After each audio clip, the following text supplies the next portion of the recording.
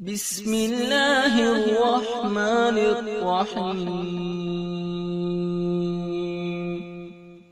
शुरू अल्लाह के नाम से जो बड़ा मेहरबान निहायत रहम वाला है।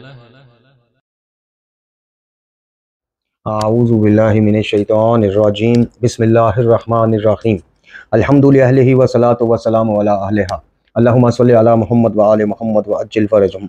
मोहतरम नाज़रीन सामीन, अस्सलामु अलैकुम। आज की नई वीडियो के साथ हाज़िर खिदमत है। मैं हूं अली रूहानी और आप देख रहे हैं हमारा ऑफिशियल यूट्यूब चैनल।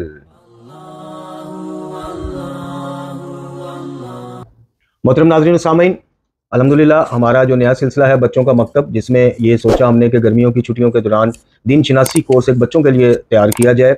और दर हकीकत ये वही है जो तहरीरन हमारे पास अल्हम्दुलिल्लाह लिखा पड़ा है और जो 5 किताबचों पर मुश्तमिल है, उसी को हम वीडियो की सूरत में आपकी खिदमत में पेश कर रहे हैं, ताकि बच्चे जो हैं, बच्चों की बुनियाद जो है वो बनाने में ये मुआवन साबित हो और बच्चों को शुरू से ही पता हो, ख़ास कर तौहीद के मामला जिनका बहुत मतलब बुरा हाल है मकतब के अंदर और खुराफात और बिदात की भरमार है। तो बच्चों को तौहीद से आशना करवाने के लिए, बिदात और खुराफात की आगाही देने के लिए ये सिलसिला शुरू किया है। उम्मीद है कि आप अपने बच्चों को इससे ज़रूर इस्तिफ़ादा करवाएंगे। तो जी बच्चों, अस्सलाम वालेकुम। हाँ जी, कल आपको 3 बुनियादी बातें बताई गई थी, आपको भी बताई गई थी। हम पहले आज इन बच्चों से, और आप भी उसको दोहराएं साथ साथ, वो 3 बुनियादी बातें पूछेंगे और उसके बाद आज के सबक का आगाज़ करेंगे। जी, तो आपको याद है कल क्या बताया गया था? जी बताएं, पहले आप बताएं। सबसे पहला कि दुनिया का खालिक और मालिक अल्लाह ताला है, सारी कायनात का मालिक, वही सबको पैदा करता है और मौत देता है। दूसरा, हज़रत मोहम्मद मुस्तफ़ा सल्लल्लाहु अलैहि वसल्लम अल्लाह ताला के आखिरी नबी हैं और उनके बाद कोई नबी नहीं आएगा। और कुरान मजीद अल्लाह ताला की आखिरी किताब है, मुकम्मल और महफूज। माशाल्लाह माशाल्लाह। जी, सबसे पहला ये है कि अल्लाह ताला खालिक व मालिक है, वही दुनिया को चलाता है, वही ज़िंदगी और मौत देता है। दूसरी बात ये कि हज़रत मोहम्मद मुस्तफ़ा सल्लल्लाहु अलैहि वसल्लम अल्लाह ताला के आखिरी नबी हैं। और तीसरी बात ये कि कुरान मजीद अल्लाह ताला की आखिरी और मुकम्मल महफूज किताब है, इसके बाद और कोई किताब आसमान से नहीं उतरी। माशाल्लाह माशाल्लाह। जी जी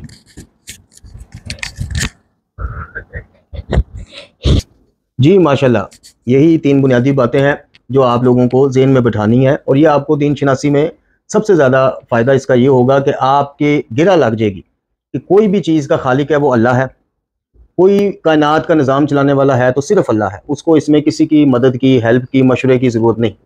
जब आप नमाज़ पढ़ते हैं उसमें आप सूरह तौहीद कुल हुवल्लाहु अहद पढ़ते हैं, तो उसमें क्या आता है? अल्लाहु समद। अल्लाहु समद का मतलब है कि अल्लाह बेनियाज है, बेनियाज के जिसे किसी की परवाह नहीं, किसी का न्याज़मंद नहीं, किसी का किसी मामले में वो ना मोहताज है कि किसी से मशवरा करना हो या किसी के ज़िम्मे किसी की मदद के बगैर वो कायनात नहीं चला सकता माज़अल्लाह।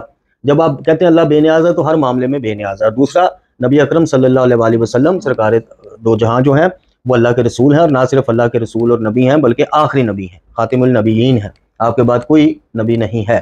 और तीसरा कि कुरान अल्लाह की आखिरी मुकम्मल और महफूज किताब है, और ये वो वाहिद किताब है मौजूदा दुनिया में और क़यामत तक कि जो हर किस्म की तारीफ से पाक है। और कुरान मेयार है।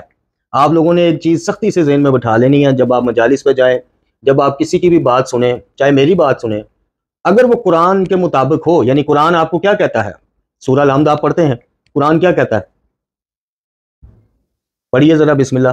बिस्मिल्लाहिर्रहमानिर्रहीम, अल्हम्दुलिल्लाहि रब्बिल आलमीन। रुक जाए। तमाम तारीफ़ें अल्लाह के लिए जो तमाम जहानों का परवरदिगार है। आगे पढ़िए। अर्रहमानिर्रहीम, निहायत मेहरबान और रहम करने वाला। आगे। मालिकी यौमिद्दीन, रोज़े जज़ा यानी क़यामत के दिन का, हिसाब किताब के दिन का मालिक और मुख्तार। आगे। इय्याका नअबुदु व इय्याका नस्तईन, हम तेरी ही इबादत करते हैं और सिर्फ तुझी से मदद मांगते हैं। यहाँ तक आपको लाना था। अब आपको कुरान का क्या पैगाम गया है बच्चों? इय्याका नअबुदु व इय्याका नस्तईन, कि हम तेरी ही इबादत करते हैं और तुझसे ही। तो फिर आपको कोई मौलवी, मुल्ला, जाकर, मेरी तरह का कोई बंदा उठ के अगर कहे कि जनाब अल्लाह से भी मदद मांग ली तो वही बात है, और अल्लाह के किसी प्यारे से भी मदद मांग ली तो वही बात है, तो बताइए कि ये कुरान के मुताबिक है कि खिलाफ है? खिलाफ। तो फिर कुरान के खिलाफ जाने से हमें खुद नबी और आले नबी ने मना किया है। इसलिए जब भी मदद मांगे अल्लाह से मांगे। कुछ चीज़ें जाहिर में, जैसे आप माँ बाप से पॉकेट मनी मांग लेते हैं, किताबें मांगते हैं, खाना मांगते हैं, या बड़े जो हैं एक दूसरे से उधार लेन देन कर लेते हैं, या एक बंदा जो नौकरी कहीं कर रहा है वो अपने बॉस से, मालिक से एडवांस मांग लेता है, वो मांगना और है।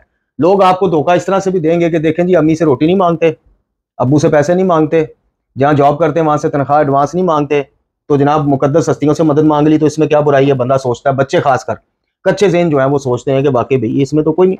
ये दो अलग अलग चीज़ें हैं। ये चीज़ों का हुक्म खुद कुरान में सूरह माइदा में है कि नेकी और खैर के कामों में एक दूसरे से तावन और मदद करो। ये ज़ाहिरी असबाब अल्लाह ताला ने दुनिया बनाई असबाब के तहत है, खुद वो मुसब्बबुल असबाब है।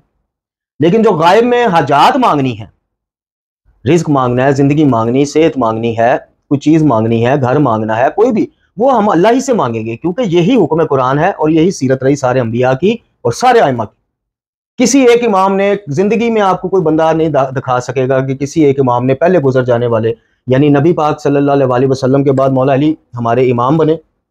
अब मौला अली जब शहादत पा के दुनिया से गए तो इमाम, अगर ये चीज़ जायज़ होती तो इमाम हसन मुश्तबा भी तो ये नारे लगाते ना बच्चों, या अली मदद का जुमला वो भी तो बोलते ना। करबला में इमाम हुसैन इस्लाम भी तो बोलते ना, नहीं ना बोला उन्होंने, कहीं नहीं लिखा हुआ। जब पुकारा अल्लाह को पुकारा, वास्ता और वसीला आप अल्लाह की ये नेक बरगजीदा चुनी हुई हस्तियां, आप इनका वास्ता अल्लाह को पेश करें। तो इस धोखे में आपने जिंदगी में कभी नहीं आना, क्योंकि कुरान की पहली सूरत पहला सफ़ा आपने खुद पढ़ लिया कि इय्या का नाबुदु व इय्या का नस्ताईन। जब एग्रीमेंट कर लिया हम तेरी इबादत करते हैं तो उससे मदद मांगेंगे, फिर उस वादे की, उस एग्रीमेंट की खिलाफ वर्जी नहीं होनी चाहिए। ठीक है जी, ये आपने पल्ले बांधना है। अब चलते हैं कलमे के बाद जो पढ़ने जिक्र अज़कार या पढ़ने के लिहाज से, जैसे कलमा हम पढ़ के इकरार करते हैं, वैसे ही एक ऐसी अजीम इबादत है कि जिसमें अल्लाह खुद कह रहा है कि मैं भी और मेरे फरिश्ते भी शरीक हैं। वो क्या है, आप में से किसी को पता है? वो कौन सी इबादत है जो हम करते हैं और जिसके बारे में अल्लाह ताला ऑन करता है कि इसको मैं और मेरे फरिश्ते भी अंजाम देते हैं? वो है दुरूद शरीफ। अल्लाहुम्मा सल्ली अला मुहम्मद व आले मुहम्मद। दुरूद शरीफ एक ऐसी अजीम इबादत है कि जिसके बारे में कुरान में आया कि ईमान वालो, अल्लाह और उसके फरिश्ते भी नबी मुकर्रम पर दुरूद भेजते हैं, तुम भी दुरूद और सलाम भेजा करो। अल्लाहुम्मा सल्ली अला मुहम्मद। दुरूद शरीफ एक ऐसी इबादत है बच्चों, ये आपने ज़हन में रखना है कि जिसको आप किसी भी हाल में अंजाम दे सकते हैं। दुरूद शरीफ के बारे में अकाबरीन कहते हैं, उलमा और फुक़हा कहते हैं, नेक बुजुर्गान कहते हैं कि ये दिखावे के लिए भी पढ़े ना, दिखावे के लिए तो भी कबूल है। और जनाब अमीर कहते हैं कि जब दुआ मांगो अव्वल और आखिर दुरूद पढ़ो। ऐसा नहीं हो सकता कि अल्लाह दुआ का पहला हिस्सा और आखिरी हिस्सा तो कबूल कर ले यानी दुरूद, और दरमियान वाला हिस्सा यानी जो तुमने हाजत मांगी वो कबूल ना करे। ये उसकी शान के खिलाफ है। जब दुआ मांगे सबसे पहले अल्लाह ताला की तारीफ बयान करें, सुबहान अल्लाह वल्हम्दुलिल्लाह वला इलाहा इल्लल्लाहु वल्लाहु अकबर। इसको कहते हैं तस्बीहात अरबा। ये आप नमाज की तीसरी और चौथी रकात में भी पढ़ते हैं। दुआ का आगाज इससे करें, फिर दुरूद भेजें मोहम्मद और आले मोहम्मद अलैहिस्सलाम पर, फिर दुआ मांगे, फिर जब दुआ को खत्म करें दुरूद भेजें। इसी तरह उठते बैठते सोते जागते किसी भी हालत में, आपके कपड़े पाक हैं नहीं हैं, आप पाक हैं, आप दुरूद पढ़ेंगे तो कबूल है। दुरूद हर हालत में कबूल है। इसीलिए आपने देखा है कि नमाज के दौरान जब हम जिक्र और अज़कार करते हैं जी, अलहम्द शरीफ पढ़ते हैं, फिर कोई सूरा पढ़ते हैं, फिर दुरूद पढ़ते हैं। क्यों? कि दुरूद हर हाल में कबूल है। दुरूद से पहले या बाद में की गई इबादत भी अल्लाह ताला कबूल कर लेता है। तो दुरूद शरीफ को आपने अपनी रूटीन का हिस्सा बनाना है। ठीक है जी। अब चलते हैं, अब हम अपना अगला आज का सबक आपकी खिदमत में पेश करते हैं। अब जो दूसरा मरहला है, पहला मरहला था 3 बुनियादी बातें, वो आपने अल्हम्दुलिल्लाह आपको याद हो गई, उससे जुड़ी कुछ चीज़ें मजीद आपको बता दी गई। अब जो दूसरा मरहला है वो है जो हमारे यहाँ मकतब तशय्यो में खासकर और बरादरान के यहाँ भी अरकान इस्लाम के नाम से वो है, जो हमारे दीगर इस्लामी बहन भाई हैं उनके यहाँ, और हमारे यहाँ असूल दीन, असूल असल से है, असल कहते हैं जड़ को। दरख्त की जड़ होती है ना, जितनी वो ज़मीन में गहरी होती है, मजबूत होती है, उतनी वो तनावर बनता है, उतनी उसकी शाखें निकलती। असूल दीन यानी दीन की जड़ें। हमारे फ़िक़्ह जाफरिया के मुताबिक 5 चीज़ें असूल दीन में आती हैं, जिनको आज आपने याद करना है। वैसे मेरी नज़र में मैं आपको कहूँगा कि आप छठी चीज़ भी मैं जो बताऊँगा उसको भी याद रखें, क्योंकि जब मामला दीन की जड़ का है तो जो छठी चीज़ मैं बताऊँगा उसके बगैर दीन की जड़ हो ही नहीं सकती है। मैं नहीं कहता, ये सरकार मोहम्मद वाले मोहम्मद अलैहिस्सलाम उनका इरशाद है। तो बहरहाल जो फी ज़माना राइज है उसके मुताबिक तो 5 चीज़ें हैं। पहला असूल यानी पहली जड़ है तौहीद इलाही, वही चीज़ कि अल्लाह एक है, हर चीज़ में एक है, यकता है, खल्क भी वही करता है, ज़िंदगी मौत से शिफा कायनात का निज़ाम चलाना, हर चीज़ का मामला अल्लाह के अपने दस्ते कुदरत में है, किसी का वो मोहताज नहीं। दूसरी चीज़ अदल, अल्लाह की अदालत, कि अल्लाह ताला ने हर चीज़ अदल के ऊपर बनाई है। अल्लाह ताला किसी पे जुल्म नहीं करता, इंसान को इख्तियार दिया है, नेकी और बुराई का रास्ता दिखाया है, अब वो जिस रास्ते पे चलता है उसकी बरकतें रहमतें उस पर आती हैं। अल्लाह के फजल के साथ। और अगर वो बुराई के रास्ते पे चलता है, नौस्तें आती हैं, तो उसमें अल्लाह ताला का कोई नहीं, इंसान के अपने ही हाथों की कमाई वो चीज़ें होती। कायनात की तख्लीक में भी आप देख लें, अदालत उसकी नजर आएगी आपको। जैसे कल भी आपको बताया था कि सूरज कभी आप नहीं देखेंगे अपनी रूटीन से 1 इंच आगे पीछे हो या 1 मिनट का आगे पीछे हो, नहीं। चांद देख लें, दरख्तों का जो उसने एक सिलसिला बनाया है, बीज बोएंगे इतने दिन में वो बीज मट्टी में मिलके वो जनाब पौधा नन्ना सा निकलेगा।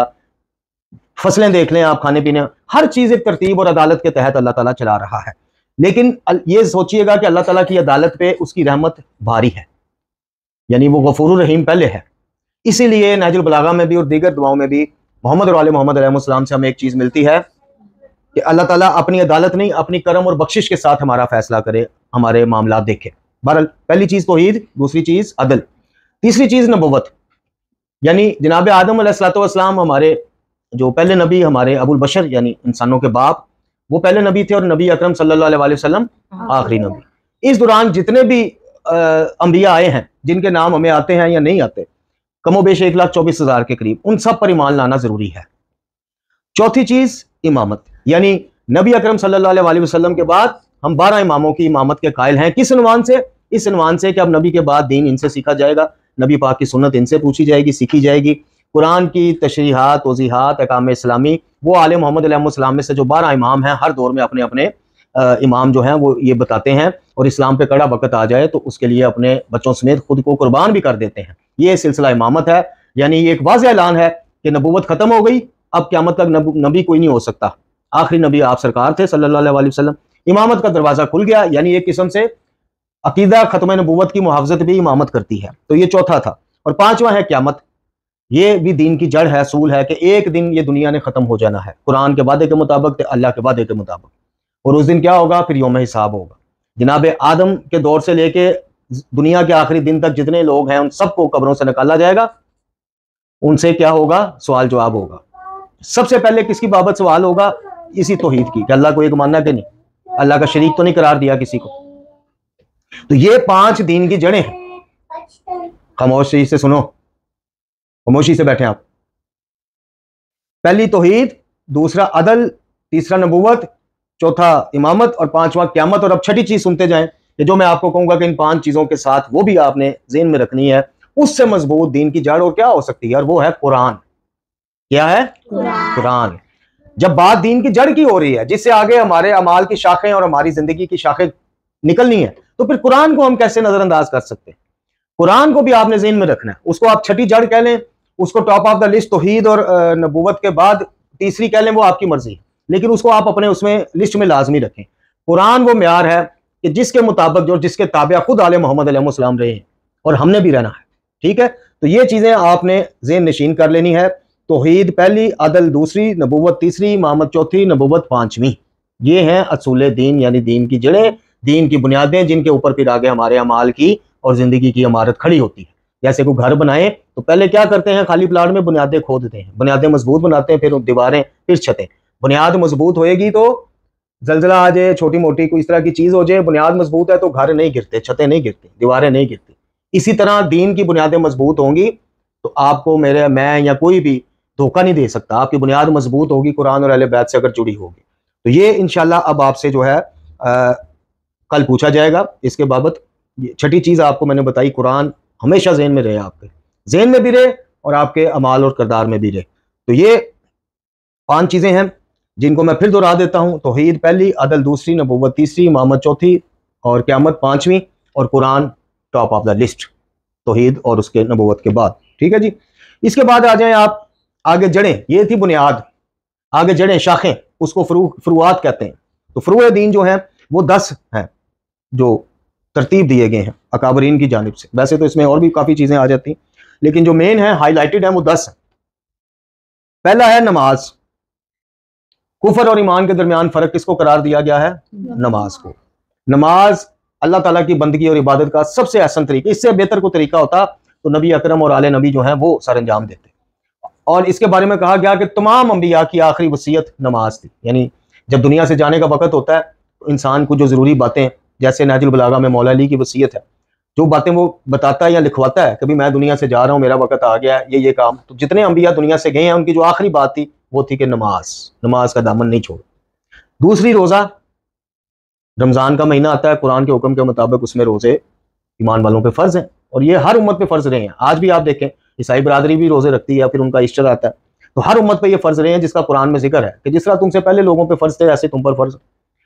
जो बीमार हैं, जो किसी वजह से नहीं रख सकते, उनको उनके अलावा सब पर यह फ़र्ज़ है। उनके ऊपर भी यह है कि अगर वो उनकी बीमारी मुस्तकिल नहीं है, वो ठीक हो जाए तो उसकी फिर वो कज़ा करें वरना कुफारा दें। तीसरा हज, जो साहिब इस्तिताअत यानी जो इसकी कैपेसिटी अखराजात बर्दाश्त कर सकते हैं अपनी जिम्मेदारियां पूरी करने के बाद, उन पर ज़िंदगी में एक दफ़ा बस फ़र्ज़।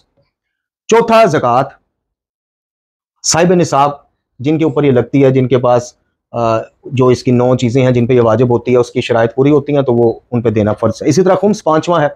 ये ज़कात ही की एक शक्ल है लेकिन ये मखसूस है सदात के साथ। इसके 2 हिस्से होते हैं। सहम इमाम यानी खुम्स आपने 5वां हिस्सा अपनी कमाई का अलहदा किया, उसमें से 2 हिस्से किए। एक सहम इमाम है इमाम के नाम पे, वो जब इमाम ज़ाहिर में मौजूद होते हैं, हम तो ग़ैबत इमाम में ज़िंदगी गुजार रहे हैं, उनकी खिदमत में पेश किया जाता है। और दूसरा हिस्सा होता है सहम सदात, जो सैयद होते हैं मुआशरे में, जो बेचारे सफ़ेद पोश होते हैं, वो उनकी खिदमत में पेश किया जाता है। तो ये 5 असूल दीन और 5 ये आप याद रख लें। 5 जो फरूए दीन है वो कल आपको बताएंगे ताकि आपको ज़हन नशीन भी रहे और जो जो वजाहत आपको साथ दी है वो भी आपको याद रहे। तो ये आज का आपका सबक था। इंशाल्लाह इसकी बाबत कल आपसे हम असूल दीन 5 और फरूए दीन 5 ये पहले सुनेंगे, फिर आपको अगला सबक जो है वो कल देंगे। और आज के सबक का जो खुलासा है, जो एक दोहराई है, वो मैं किए देता हूँ कि दीन की जड़ें 5 हैं बल्कि 6 हैं मेरे उसके मुताबिक। कुरान को नज़रअंदाज नहीं करना हमने। तौहीद, अदल, नबुव्वत, इमामत और क़यामत, कुरान के अलावा ये 5 हैं जो मशहूर हैं। और दीन की शाखें 10 हैं जिनमें से 5 आपको बता दी, नमाज, रोज़ा, हज, ज़कात और खुम्स। ठीक है जी। बुनियादें मजबूत होंगी, शाखें अच्छी निकलेंगी, फल अच्छे लगते हैं। जिस दरख्त की, जिस फसल की बुनियाद अच्छी हो, बीज अच्छी तरह डला हो, मुस्तहकम हो, पानी मिलता हो, अमाल का पानी देना है आपने अपने अकायद को, तो आपके फल से मुराद है कि आपकी ये ज़िंदगी भी, तो मरने के बाद की ज़िंदगी भी हमारी इंशाल्लाह अच्छी गुजरेगी और बाबरकत गुजरेगी। दूसरी चीज़, कुरान को मेयार करार देना है। जैसे अभी आपने खुद पढ़ा इय्या का नाबुदु, आपको बता दिया कुरान ने कि अल्लाह के अलावा इबादत किसी की नहीं होनी। तो जैसे इबादत किसी की नहीं हो सकती, यानी कोई सोच भी नहीं सकता कि अल्लाह के अलावा किसी की इबादत करे, वैसे ही एक मुसलमान फिर कैसे सोच सकता है कि अल्लाह के अलावा किसी से मांगे, किसी को अता करने वाला समझे? नहीं सोच सकता, कतई नहीं सोच सकता। यानी कितना बड़ा धोखा और जुल्म है। आप खुद देखें कि एक ही आयत में इय्या का नाबुदु व इय्या का नस्ताईन जुड़ी हुई आते हैं। उसका पहला हिस्सा सब मानते हैं जी अल्लाह के अलावा इबादत किसी की नहीं, तौबा तौबा तौबा अल्लाह के अलावा। लेकिन अगला हिस्सा वही पैगाम, सिर्फ इबादत की जगह मदद का लफ्ज आ गया कि तुझसे मदद, वहां पे डंडियां आप देखें। और ये डंडियां इसलिए मारी जाती हैं कि जनाब आपके हमारे जो ज्यादातर साहिबान मामा है, उलमा हक को सलाम, वो गिने चुने, उनकी रोजी रोटी इसी कहानियों पर है। यानी अगर ये चीज तय हो जाए कि अल्लाह के अलावा देने वाला कोई नहीं, अल्लाह के अलावा मांगना किसी से नहीं, तो 80% 90% आपके जो है मौलवी जाकर घर बैठे होंगे। इन बेचारों को तो काम भी कोई और नहीं आता, क्या करेंगे? फिर लकड़ा रहे कि जाली मौजे कौन सुनाएगा, तो कौन सुनाने के पैसे लेगा, वलायत तकवीनी का चूरन कौन बेचेगा? तो ये चीजें आपने ज़हन में रखनी है। ठीक है जी। इसी के साथ इंशाल्लाह आज की क्लास का खात्मा होता है, इख्तिताम करते हैं कल। अच्छा, एक चीज मैं वजाहत देना भूल गया माजरत के साथ, हमें कुछ पैगामात मौसूल हुए हैं जिनमें यह मशवरा दिया गया है कि हम जुमा हफ्ता इतवार 3 दिन क्लासों की बजाय 2 दिन क्लासें रख लें। जुमा और हफ्ता, इतवार जो है संडे यानी वो थोड़ा सा फ्री छोड़ दें। तो हम इसकी मतलब एहतराम करते हैं, तो हमने ये सोचा कि ठीक है हम 2 क्लासें रख लेंगे। इतवार को हो सकता है, वैसे तो छुट्टियां ही हर एवरीडे संडे है इसमें गर्मियों की छुट्टियों में, लेकिन चलें कुछ मसाइल होंगे, तो हमने सोचा कि हम हफ्ते में 2 दिन फिल वक्त जुमा और हफ्ता सिर्फ ये क्लासें आपकी खिदमत में पेश करेंगे। और फिर पीर से जो है जुमेरात तक हमारी रूटीन की वीडियोस आती रहेंगी। ये क्लासें जो है बच्चों का मकतब, ये हफ्ते में 2 दिन जुमातुल मुबारक और हफ्ता को आपकी खिदमत में पेश की जाएंगी। ठीक है जी। अस्सलामु अलैकुम।